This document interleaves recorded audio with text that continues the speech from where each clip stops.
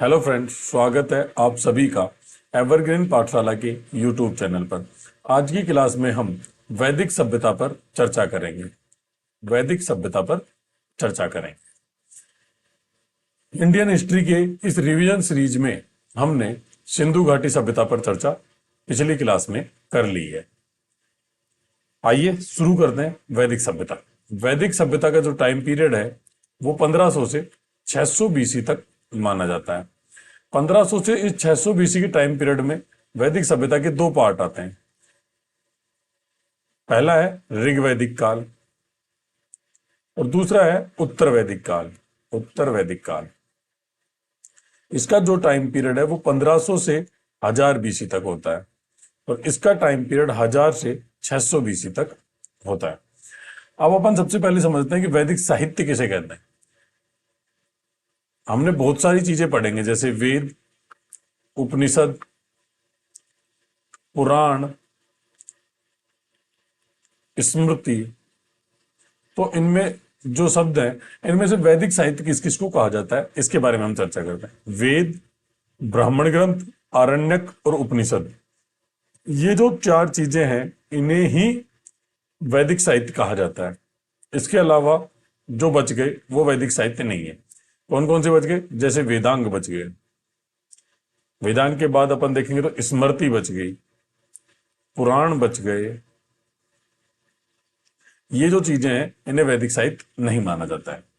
ठीक है, वैदिक साहित्य में वेद, ब्राह्मण ग्रंथ, आरण्यक और उपनिषद, ये चार चीजें शामिल हैं। वेद क्या होता है? वेद का जो शाब्दिक अर्थ है वो ज्ञान होता है। वेदों का जो संकलन है वो कृष्ण द्वैपायन वेद व्यास ने किया था।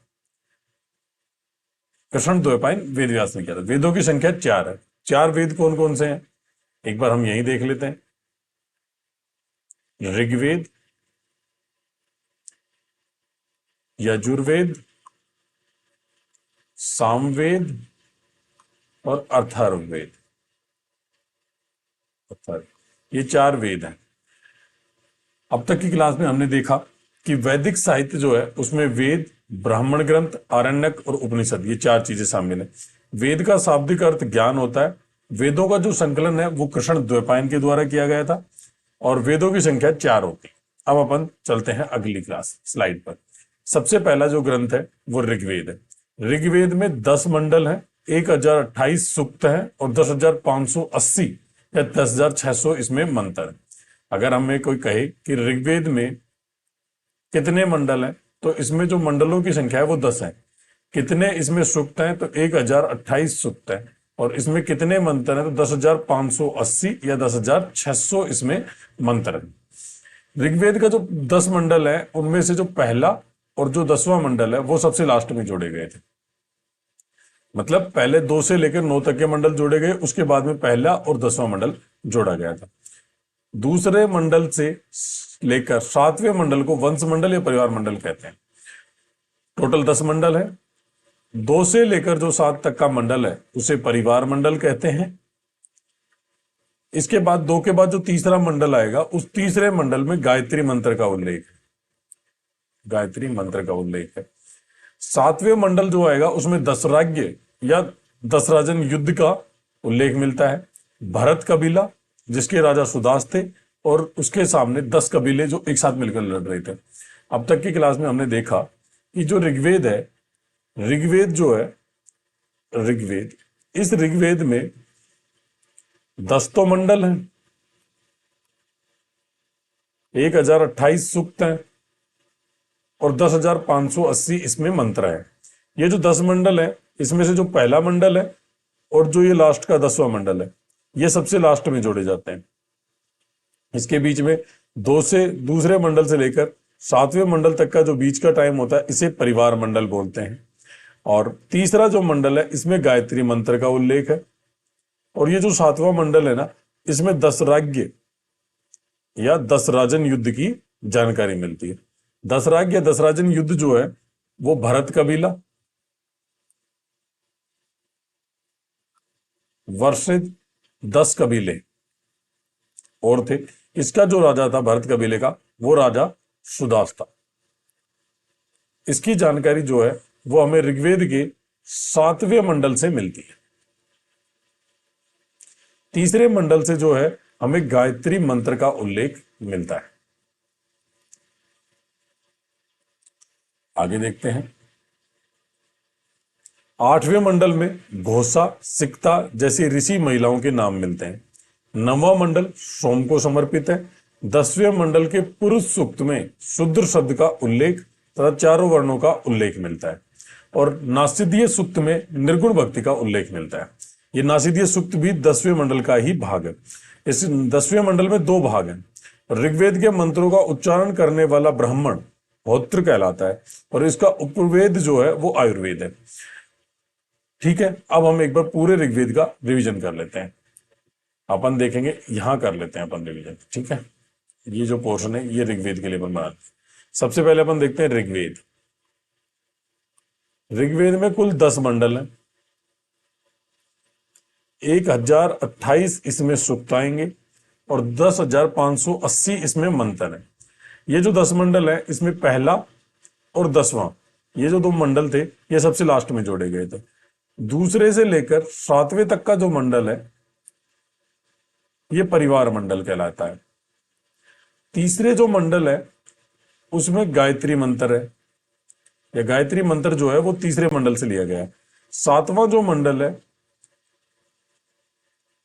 वो जो है उसमें दशराज्य युद्ध की जानकारी है। 8वें मंडल जो है उसमें विदुषी महिलाएं, विदुषी या ऋषि महिलाएं जो थी उनका वर्णन है, जिसमें सिकता जैसी महिलाओं का नाम है। 9वां जो मंडल है वो सोम को समर्पित है। और जो 10वां मंडल है उसके पुरुष सूक्त में तो शूद्र शब्द का, शूद्र वर्ण का उल्लेख है, शूद्र वर्ण का उल्लेख है। और इसमें जो है 4 वर्णों का उल्लेख मिलता है। इसके साथ साथ ही इसमें नासिदीय जो सूक्त है उसमें हमें निर्गुण भक्ति का उल्लेख मिलता है। निर्गुण भक्ति, ये सब चीजें हमने ऋग्वेद में अब तक पढ़ी हैं। पुरुष सूक्त में शूद्र शब्द का उल्लेख और 4 वर्णों का उल्लेख, और नासिदीय सूक्त में निर्गुण भक्ति का उल्लेख। इसके मंत्रों का उच्चारण करने वाला ब्राह्मण होत्र कहलाता है और इसका उपवेद आयुर्वेद है। ठीक है, अब अपन आगे चलते हैं। आगे चलेंगे तो हमें अब अपन पढ़ते हैं दूसरा वेद, यजुर्वेद। यह वेद गद्य और पद्य 2 शैलियां होती हैं, गद्य शैली और पद्य शैली, सॉरी, इन दोनों में लिखा गया है। इसमें यज्ञ करने की विधियों का उल्लेख मिलता है। इस वेद में शून्य का उल्लेख मिलता है और मंत्र का उच्चारण करने वाला अधर्यु और उपवेद धनुर्वेद है। इसके अलावा ऋग्वेद के जो मंत्रों का उच्चारण करता है वो अभी हमने पढ़ा होत्र कहलाता है। उपवेद उसका आयुर्वेद है। इसके उपवेद का नाम जो है धनुर्वेद है और इसका मंत्रों का उच्चारण करने वाला अधर्व्यु कहलाता है। अधर्व्यु कहलाता है ना। अब अपन पढ़ते हैं एक बार, इधर अपन आते हैं ऋग्वेद। मंत्रों का उच्चारण करने वाला ब्राह्मण होत्र, यहां पर यजुर्वेद। मंत्रों का उच्चारण करने वाला ब्राह्मण अधर्व्यु, अधर्व्यु। इसका जो उपवेद है वो आयुर्वेद और उसका जो उपवेद है वो धनुर्वेद। ये अब तक पढ़ लिया हमने। ठीक है, ऋग्वेद में 10 मंडल है, पहला और 10वां मंडल लास्ट में जोड़ा गया है। दूसरे 7वां मंडल परिवार मंडल कहलाता है। तीसरे मंडल से गायत्री मंत्र लिया गया है। 7वें मंडल से दशराग युद्ध की जानकारी मिलती है। 8वां मंडल विदुषी महिलाओं के लिए है। 9वां मंडल सोम को समर्पित है। 10वां जो मंडल है उसमें पुरुष सूक्त में शूद्र शब्द का उल्लेख है, मतलब 4 वर्णों का उल्लेख है। इसके अलावा जो है नासिदीय सूक्त जो आता है उस नासिदीय सूक्त में निर्गुण भक्ति का उल्लेख है। ये जो मोटी मोटी बातें थी ऋग्वेद के लिए थी। अब यजुर्वेद की बात करें तो यजुर्वेद जो है, यजुर्वेद में ये गद्य और पद्य दोनों शैली में लिखा गया। इसमें शून्य का उल्लेख मिलता है और इसमें यज्ञ करने की विधियों का उल्लेख मिलता है। इसके साथ साथ इसका जो ब्राह्मण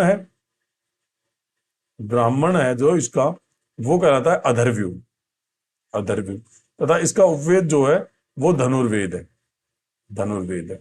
ये चीजें अब तक हमने दोनों 2 वेदों में पढ़ी हैं। इसके बाद अगला वेद हम देखते हैं तो वो आएगा सामवेद। सामवेद जो है ये संगीत का वेद है। संगीत का वेद है। ठीक है, अगली स्लाइड पर हम देखते हैं सामवेद। सामवेद जो है संगीत का प्राचीनतम स्रोत सामवेद है। वैदिक मंत्रों के उच्चारण को बताया गया है जो उच्च स्वर में गाए जाते हैं। मंत्रों का उच्चारण करने वाला उद्गाता और उपवेद गंधर्व वेद है। सामवेद क्या है? संगीत का प्राचीनतम स्रोत, संगीत का प्राचीनतम स्रोत है ये, प्राचीनतम स्रोत। ठीक है, और इसमें जो मंत्र, ऋग्वेद में जो मंत्र दिए गए हैं, वैदिक मंत्र जो दिए गए हैं, उनका उच्चारण उच्च स्वर में किया जाता है। उच्चारण बताया गया है और वो उच्च स्वर में उनका उच्चारण किया जाता है। ठीक है, इसके बाद मंत्रों का जो उच्चारण करने वाला जो ब्राह्मण होता है वो उद्गाता कहलाता है, और इसका जो उपवेद है वो गंधर्व वेद है, गंधर्व वेद। ठीक है, अपन एक बार तीनों को एक बार देख लेते हैं। यहां अपन लिखते हैं ऋग्वेद, यहां लिखते हैं यजुर्वेद, यहां लिखते हैं सामवेद। इसका जो उपवेद है वो आयुर्वेद है, इसका जो है वो धनुर्वेद है, इसका जो है वो गंधर्व वेद है, गंधर्व वेद है। इसके मंत्रों का उच्चारण करने वाला होत्र कहलाता है। इसका जो कहलाता है वो अधर्व्यू कहलाता है, अधर्व्यू कहलाता है, और इसका जो है वो उद्गाता कहलाता है। ठीक है, ऋग्वेद के बारे में जो हमने जानकारी प्राप्त की थी वो कुछ इस प्रकार है। 10 मंडल, 1028 सूक्त, 10,580 मंत्र। पहला व 10वां मंडल लास्ट में, अंत में जोड़े गए थे। 2 से 7 तक के जो मंडल हैं वो परिवार मंडल हैं। तीसरे मंडल से गायत्री मंत्र लिया गया है। 7वां मंडल दशराज्य युद्ध की जानकारी देता है। 8वां विदुषी महिलाएं। 9वां सोम। 10वां मंडल जो है वो संबंधित है, उसका जो पुरुष सूक्त है उसमें शूद्र और चारों वर्णों का उल्लेख। इसके अलावा जो नासिदीय सूक्त है उसमें हमें पता चलता है, नासिदीय सूक्त में निर्गुण भक्ति, निर्गुण भक्ति, ये सब ऋग्वेद में उल्लेखित है। इसके बाद अपन आए यजुर्वेद पे।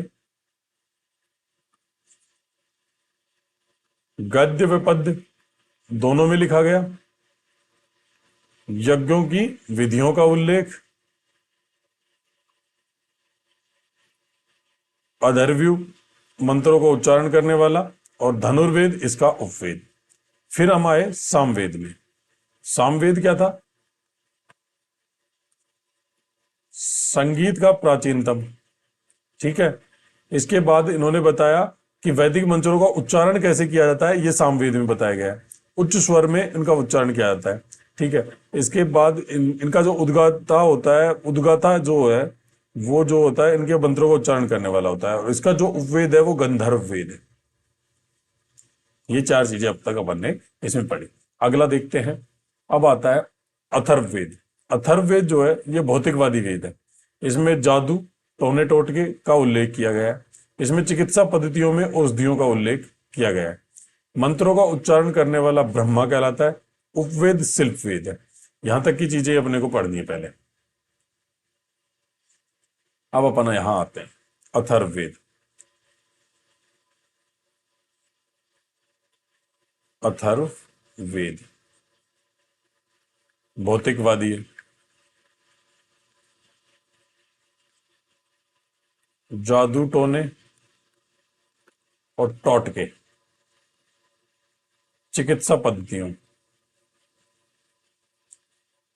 की औषधियों का उल्लेख है ना, औषधियों का उल्लेख। इसके अलावा जो इसके मंत्रों का उच्चारण कहलाता है, करता है, वो कहलाता है ब्रह्मा, और उपवेद जो है वो इसका है शिल्प वेद।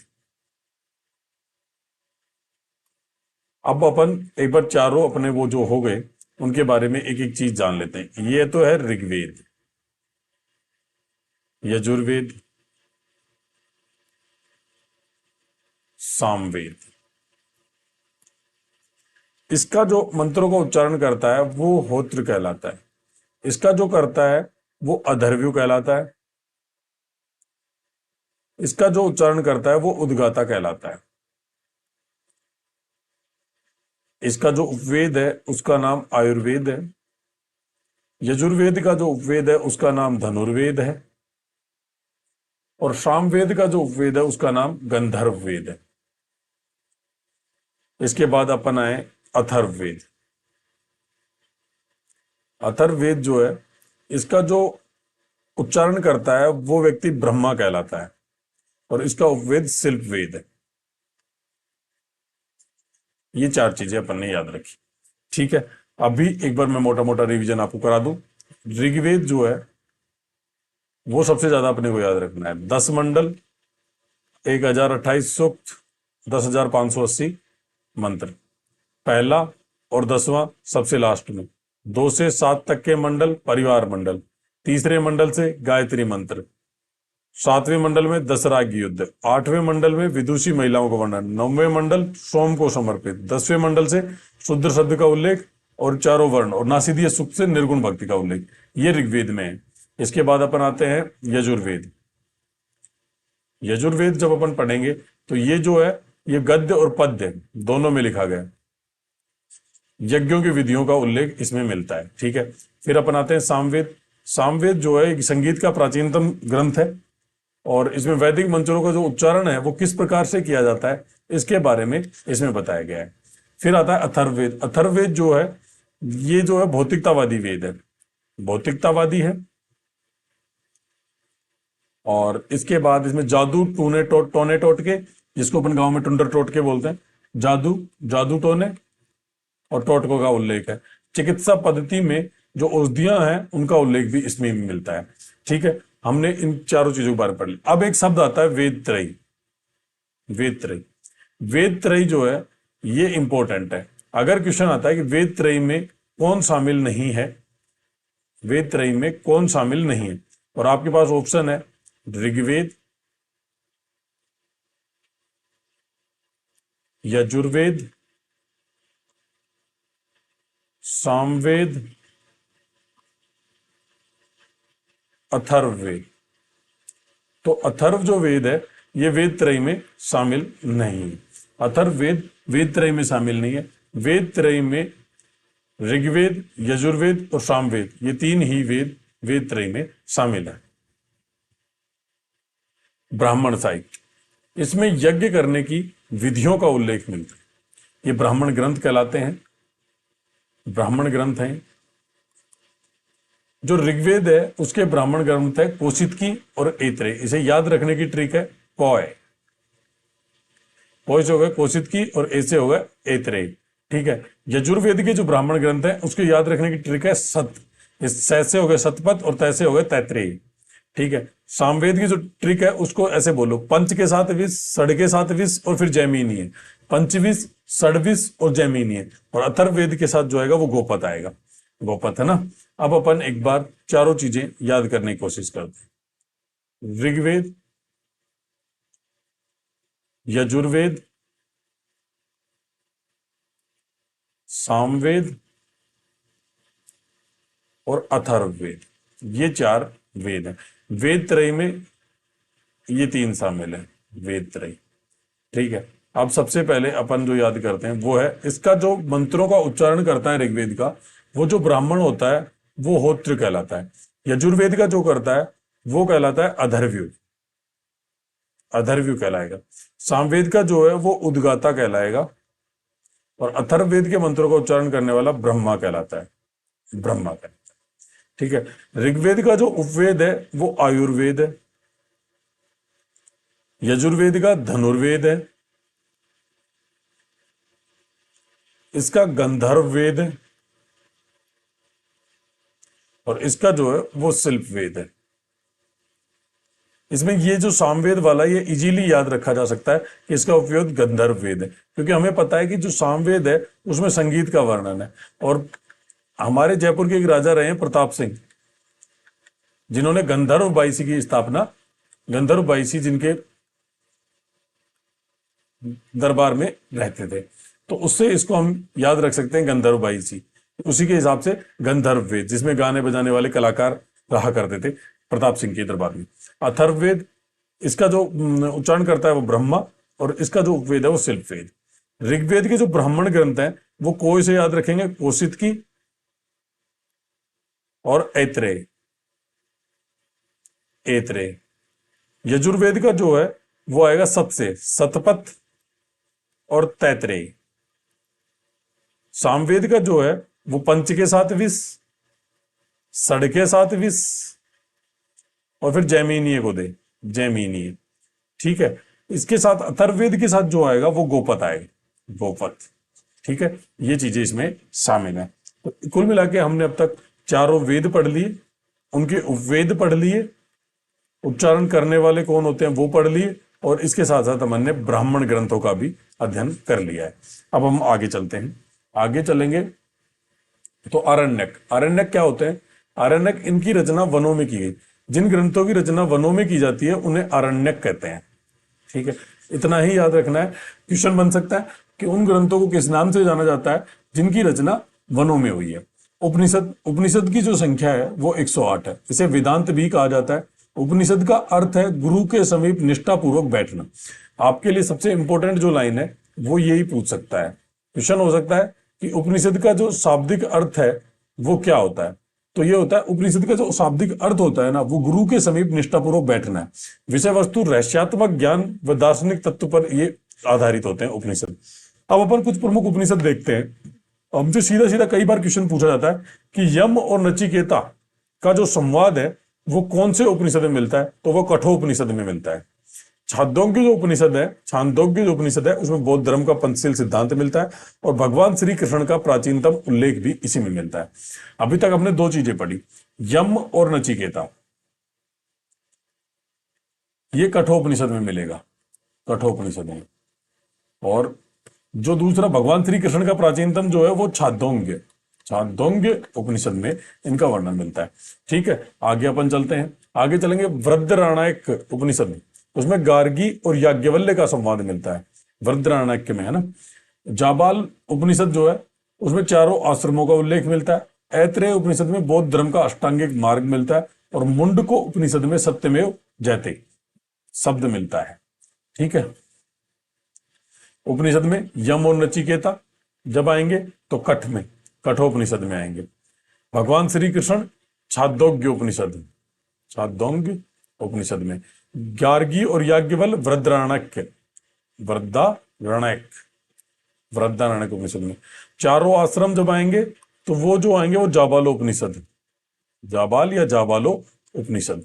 ठीक है, सत्यमेव जयते जो शब्द है ये लिया गया है मुंडको उपनिषद, मुंडको उपनिषद से।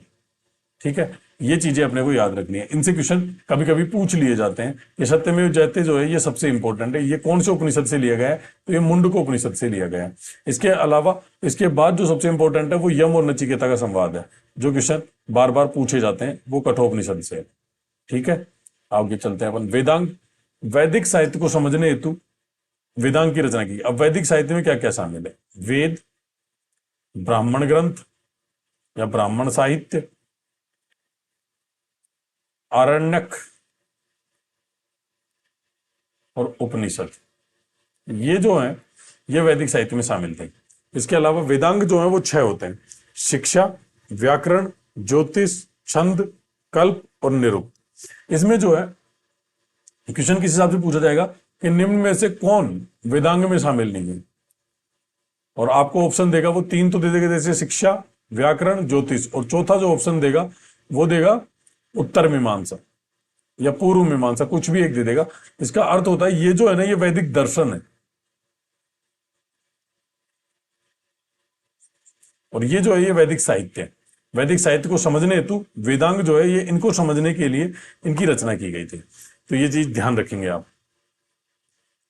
पुराण, शाब्दिक अर्थ, प्राचीन आख्यान, इनकी संख्या 18 है। इनकी रचना जो है लोमहर्ष व उग्र सर्वा ने की थी। आपको पुराणों में इतनी ही चीजें याद रखनी कि पुराणों की जो रचना है वो किसने की थी, तो लोमहर्ष और उग्र सर्वा ने इनकी रचना की थी। ठीक है, मत्स्य पुराण से हमें शुंग और सातवाहन वंश की जानकारी मिलती है, जो कि हम आगे चल के पढ़ेंगे। विष्णु पुराण से हमें मौर्य वंश की जानकारी प्राप्त होती है। स्मृति साहित्य, मनुस्मृति प्राचीनतम स्मृति है, सामाजिक नियमों का उल्लेख किया गया। एक महान दार्शनिक हुए नित्सो, वो कहते हैं कि बाइबिल को जला दो और मनुस्मृति को अपनाओ। ये कोटेशन आपको याद रखनी, क्योंकि इसको क्वेश्चन बनाकर पूछा जा सकता है कि कौन से महान दार्शनिक ने कहा था कि बाइबल को जला दो और मनुस्मृति को अपनाओ, तो उसका नाम नित्सो था। नित्सो। ये स, ये आपको याद रखना है इसमें। अब अपन अगली क्लास चलते हैं, ऋग्वैदिक काल। अब तक हमने वैदिक साहित्य के बारे में अध्ययन किया था। अब वैदिक जो सभ्यता थी उसका विस्तार जो था वो 1500 बीसी से 1600 बीसी तक रहा है। अब उसमें से 1500 से 1000 बीसी तक का जो काल है उसे ऋग्वैदिक काल कहा जाता है। इस काल का जो काम है उसमें हम देखेंगे कि इनकी सामाजिक स्थिति कैसी थी, राजनीतिक स्थिति क्या थी, आर्थिक स्थिति क्या थी, धार्मिक स्थिति क्या थी, इन सब के बारे में हम मोटा मोटा अध्ययन करेंगे। ये एक रिवीजन क्लास है, तो ये रिवीजन मोड में ही अपन इसको चलाएंगे। आर्यों की जो भौगोलिक स्थिति है उसके बारे में विभिन्न तर्क दिए जाते हैं। आपको 3 ही तर्क याद रखने हैं। सबसे पहले जो 2 भारतीयों के द्वारा दिए गए हैं, दयानंद सरस्वती ने कहा था कि ये तिब्बत से आए, और बाल गंगाधर तिलक ने कहा था कि ये उत्तरी ध्रुव से आए हैं। ठीक है। इसके बाद मैक्स मूलर एक इतिहासविद रहे हैं, उन्होंने कहा था कि ये मध्य एशिया से आए। ये सर्वाधिक मान्य मत है, इसलिए इसको अधिक याद रखना है। ये दोनों मत भारतीयों के द्वारा दिए गए थे, इसलिए याद रखना है। क्वेश्चन पूछा जा सकता है कि बाल गंगाधर तिलक ने आर्यों की जो भौगोलिक स्थिति है उसको क्या बताया था, तो उन्होंने उसको बताया था उत्तरी ध्रुव। ये शब्द आपको याद रखना है। सिंधु आर्यों के लिए सबसे महत्वपूर्ण नदी थी। सिंधु जो नदी है ये आर्यों के लिए सबसे महत्वपूर्ण नदी थी। सरस्वती सबसे पवित्र नदी थी। सबसे महत्वपूर्ण नदी सिंधु थी, सबसे पवित्र नदी जो थी वो सरस्वती नदी थी।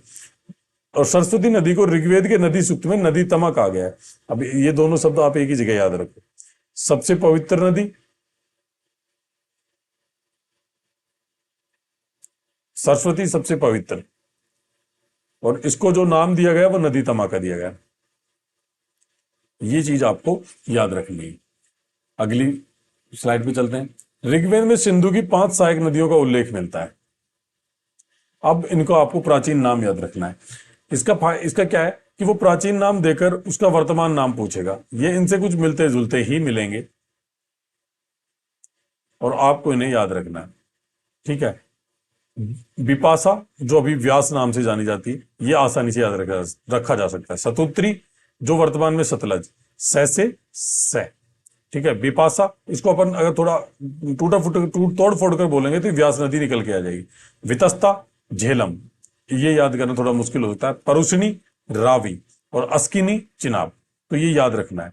विपाशा जो नाम था, विपाशा वो व्यास का था। सतुत्री सतलज का,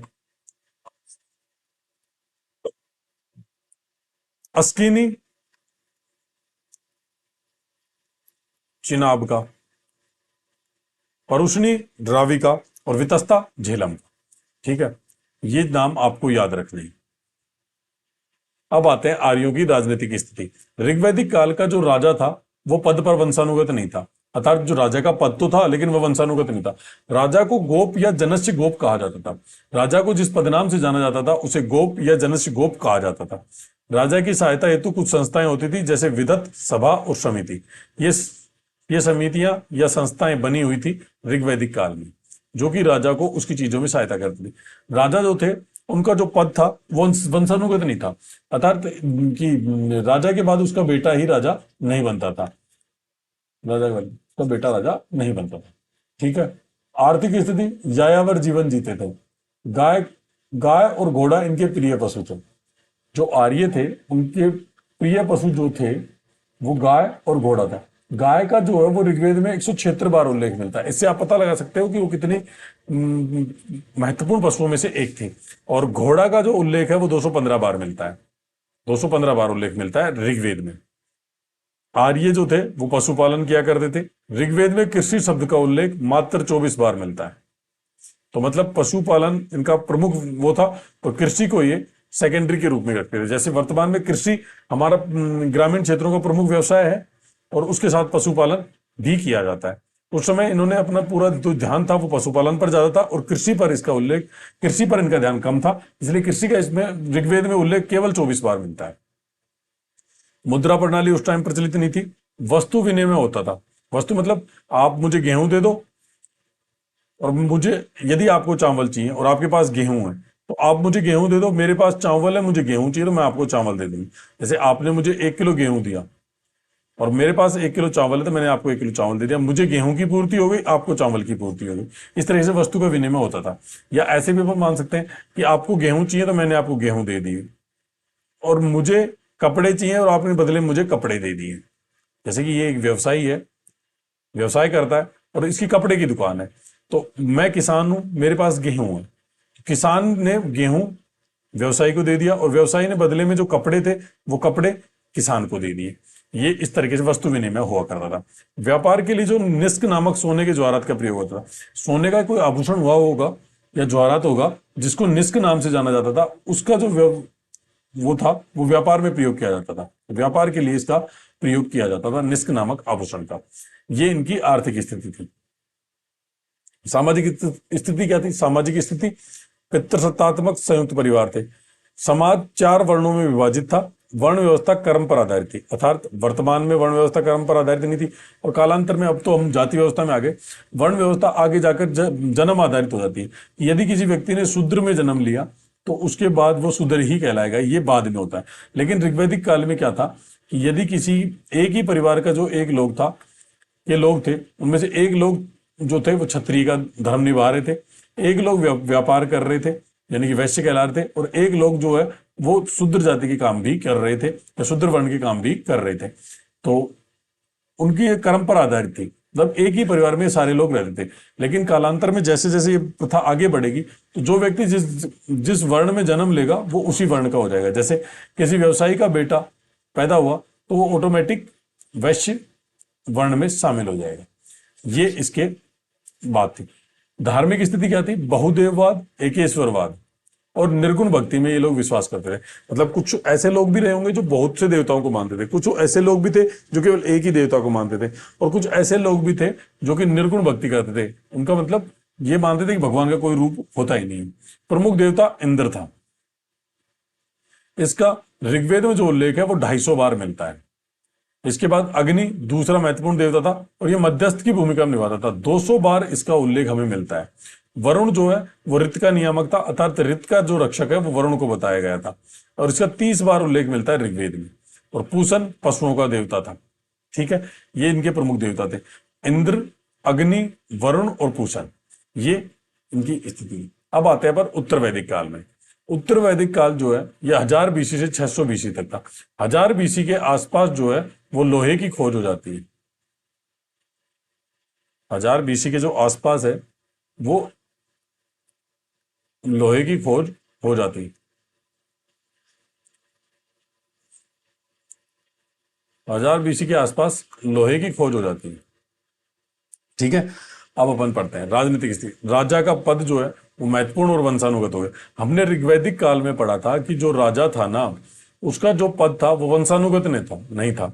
मतलब कि एक राजा का बेटा ही राजा नहीं बनता था, लेकिन अब ये जो पद था ये महत्वपूर्ण भी हो गया था और वंशानुगत भी हो गया था।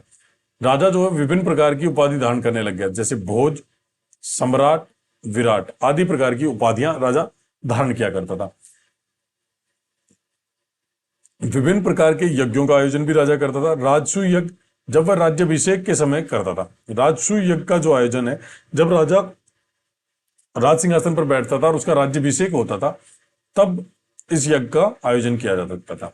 अश्वमेध यज्ञ जो है राज्य विस्तार के लिए किया जाता था। आपने रामायण देखी होगी जिसमें भगवान श्री राम एक घोड़े को छोड़ते हैं और वो घोड़ा जहां जहां जाता है वो एरिया उनके कब्जे में आ जाता है। इस प्राचीन काल में ये यज्ञ किया जाता था, इसे अश्वमेध यज्ञ के नाम से जाना जाता था। राज्य विस्तार या सीमा के विस्तार के लिए इसको किया जाता था।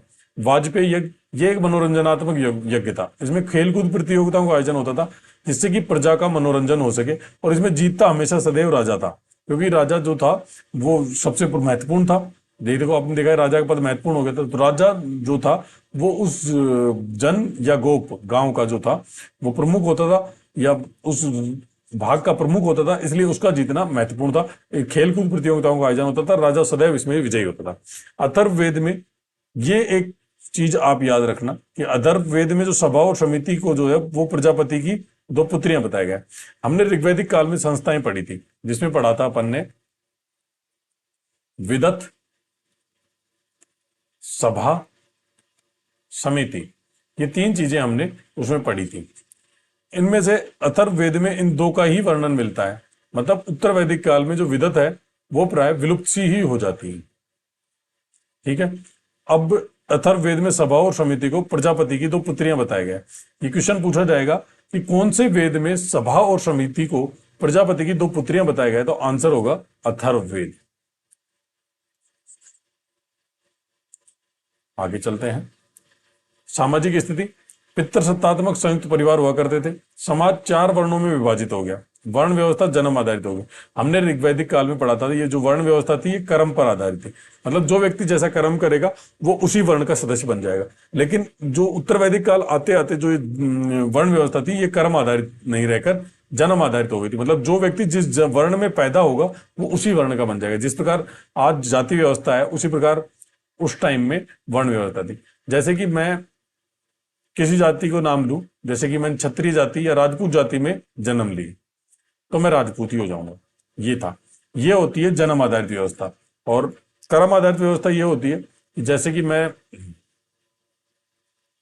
मैं सेना में भर्ती हो गया, मैं देश की सेवा या रक्षा कर रहा हूं, या मैं व्यवसाय कर रहा हूं, तो व्यवसाय कर रहा हूं तो मैं वैश्य वर्ण में शामिल हो जाऊंगा। यदि मैं रक्षा संबंधी कार्य कर रहा हूं तो मैं क्षत्रिय हो जाऊंगा। और यदि मैं मंत्र पूजा अनुष्ठान आदि करवा रहा हूं तो मैं ब्राह्मण हो जाऊंगा। ये जो वर्ण है इनमें शामिल हो जाते थे। ये होती है कर्म आधारित व्यवस्था। और जन्म आधारित, जिस वर्ण में आप पैदा हुए हो उसी में आपका हो जाता है। विधवा विवाह बहुविवाह होते थे और नियोग प्रथा का प्रचलन था। ठीक है, धार्मिक स्थिति वही बहुदेववाद, एकेश्वरवाद और निर्गुण भक्ति। शूद्रों को उपनयन संस्कार, जनेऊ धारण करने कर ब्रह्मचर्य आश्रम में प्रवेश का अधिकार नहीं था। जो शूद्र होते थे ना वो उपनयन संस्कार नहीं कर सकते थे, अर्थात वो जनेऊ धारण नहीं कर सकते थे। और जो ब्रह्मचर्य आश्रम था, 4 जो आश्रम होते हैं, गृहस्थ, सबसे पहले तो जो आश्रम जो होते हैं वो होते हैं ब्रह्मचर्य, गृहस्थ, वानप्रस्थ और सन्यास। तो जो सबसे पहला जो आश्रम था जहां 0 से 25 वर्ष तक जिसको माना जाता है, जिसमें बच्चे शिक्षा प्राप्त करते हैं, वो जनेऊ धारण कर ब्रह्मचर्य आश्रम में ये लोग प्रवेश नहीं कर पाते थे। शूद्रों को यह संस्कार नहीं था। ब्रह्मा विष्णु महेश प्रमुख देवता बन गए। ऋग्वैदिक काल में प्रमुख देवता कौन थे? इंद्र, अग्नि, वरुण। और उनका स्थान अब जो है वो ब्रह्मा विष्णु महेश ने ले लिया था। मूर्ति पूजा और मंदिरों के कोई प्रमाण नहीं मिले हैं। ठीक है, ये कुल मिलाकर हमारी आज की क्लास थी। आज की क्लास जो थी उसमें हमने वैदिक सभ्यता का रैपिड रिवीजन कर लिया है। वैदिक सभ्यता, अगली क्लास में हम बौद्ध धर्म का रिवीजन करेंगे। आज की क्लास में इतना ही। यदि वीडियो पसंद आई हो तो लाइक और सब्सक्राइब करना ना भूलें। थैंक यू, धन्यवाद।